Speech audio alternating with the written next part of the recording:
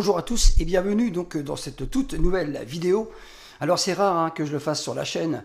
Je viens tout simplement à l'instant de terminer le film appelé The Monkey, donc adapté bien sûr de la nouvelle de Stephen King, Le Singe. Alors franchement, j'ai envie de vous dire que je me suis fait chier, donc littéralement. C'est pour moi une grosse daube, donc j'ai rarement vu ça. J'ai souvent regardé donc l'heure, voilà, donc j'ai passé un moment très long, voilà, donc très long et franchement très désagréable. Alors c'est vrai que j'aime pas trop faire ça, mais franchement là, je me suis fait chier sévère. Comment donc peut-on faire une telle bouse? Alors c'est comme ça, donc je respecte l'avis de tout le monde. Si vous avez aimé ce film, c'est votre droit donc le plus strict, voilà, le plus absolu. Voilà, tous les goûts donc sont dans les couleurs. Les avis c'est comme les trous du cul, tout le monde en a un. Voilà, donc mais là ça va être une critique où je vais défoncer donc ce film parce que franchement je me suis emmerdé, mais vraiment emmerdé. Alors que raconte-t-il? Eh bien, je vais vous le donner. Lorsque deux frères jumeaux trouvent un mystérieux singe mécanique, une série de décès scandaleux déchire leur famille. Voilà.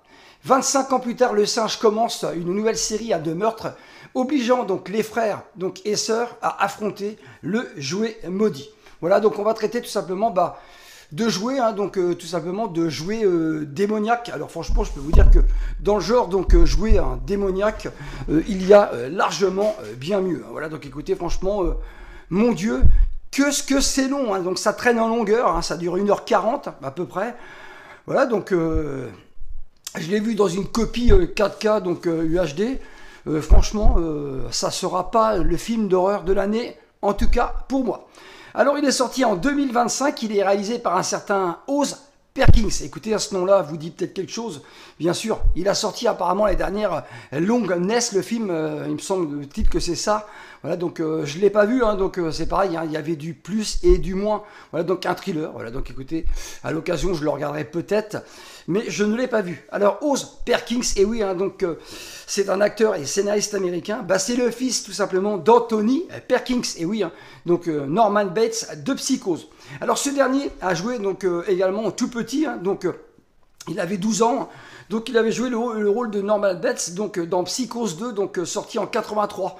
Voilà, donc écoutez, il avait joué donc à côté donc de son papa. En 2020, il réalise également Gretel et Hansel, donc avec notamment Alice Krige, donc celle qui jouait tout simplement donc dans La Nuit déchirée. Voilà, donc d'après King. Voilà, donc ça c'était quand même bien meilleur. Alors Stephen King, on est quand même très très loin donc des formidables adaptations que j'ai pu donc évoquer donc dernièrement sur la chaîne à travers un top 5.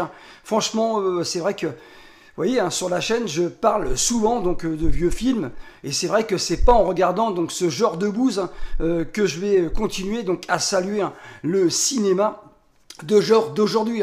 Voilà, donc j'ai lu également que donc Oz Perkins, voilà, donc écoutez, allait tout simplement devenir donc le nouveau maître de l'horreur. Alors écoutez, on l'a déjà entendu, donc celle-là, donc c'est comme ça, mais franchement pour moi ça ne fait absolument pas le taf. Alors le budget du film, environ 11 millions donc de dollars pour en rapporter donc 66 millions. Donc écoutez, c'est tout de même une rentabilité donc de 603%.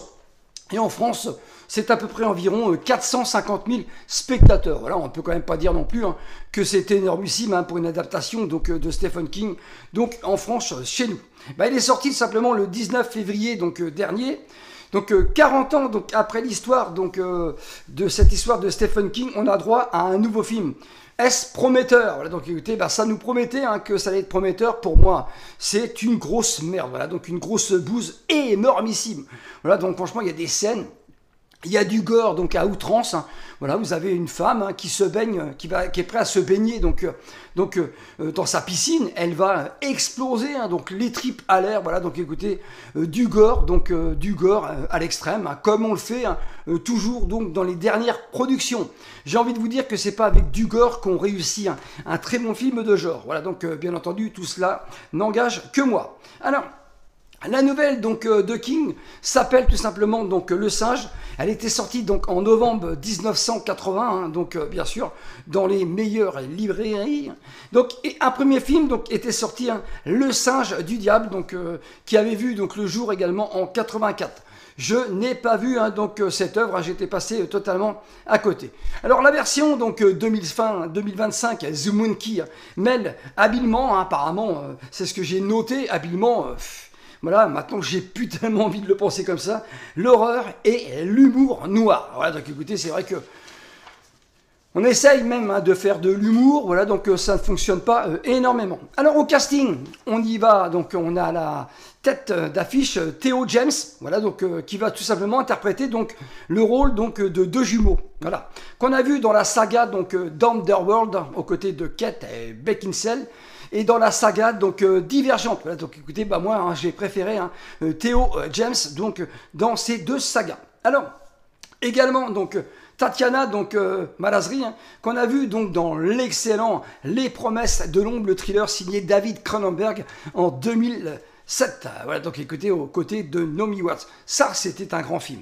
Nous avons également donc Adam Scott, bah, qu'on a vu dans Hellraiser Bloodline, donc en 96. Voilà, donc écoutez, hein, même celui-ci était quand même plus intéressant. Et dans Piranha 3D hein, d'Alexandre Aja, donc en 2010. Voilà. Nous avons également, on se demande ce qu'il est venu foutre là-dedans, Elijah Wood. Voilà, donc écoutez, Elijah Wood, on le voit donc brièvement. Et ben lui, c'est Frodon Sake, bien sûr, hein, de la trilogie de l'anneau, hein, Le Seigneur des Anneaux de 2001 à 2003, du grand Peter Jackson. Voilà, donc écoutez, franchement, qu'est-ce que t'es venu foutre là-dedans, hein, Elijah Wood? Alors, c'était spécifié, donc c'était précisé que ce film d'horreur promettait donc d'être démentiel. Eh bien pour moi, c'est totalement raté. Cette histoire de singe mécanique de l'horreur est plus que dispensable pour moi. Donc c'est très lent, hein, donc niveau rythme, c'est une perte de temps donc monumentale. Voilà, donc écoutez, bah pour moi, hein, j'ai perdu mon temps. Avec un scénario bâclé, hein, c'est tout simplement donc singement, donc tout simplement singement très mauvais. The Monkey donc ne vole pas bien haut. Hein. C'est d'une violence graphique hein, poussée à l'extrême. Encore une fois, voilà, donc écoutez, on n'arrête pas avec ça. Hein, donc de nous faire donc des films dégueulasses. Hein, donc on a vu hein, The Substance, mais The Substance, hein, donc son sujet hein, est bien plus intéressant. Voilà, donc écoutez, encore une fois, ça n'engage que moi. Alors, il y a des effets numériques dégueulasses hein, dans le film. On les voit donc arriver donc à des kilomètres. Voilà, donc c'est poussé à l'extrême le numérique. C'est incompréhensible hein, de faire aussi mauvais. Hein. Et pourtant, ce film d'horreur a rendu hein, fou Stephen King dans le bon sens du terme.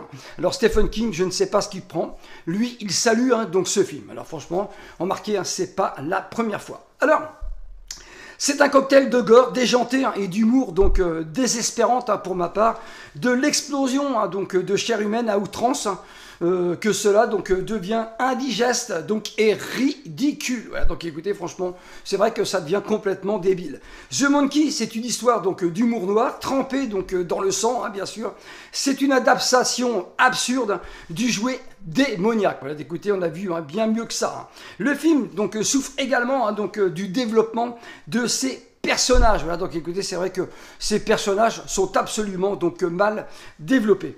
Donc, un scénario donc plus que prévisible, un film salué hein, tout de même par la presse donc en général. À noter que le singe du film, lui, n'est pas numérique, c'est un véritable jouet fabriqué donc par une compagnie donc japonaise dans les années 50.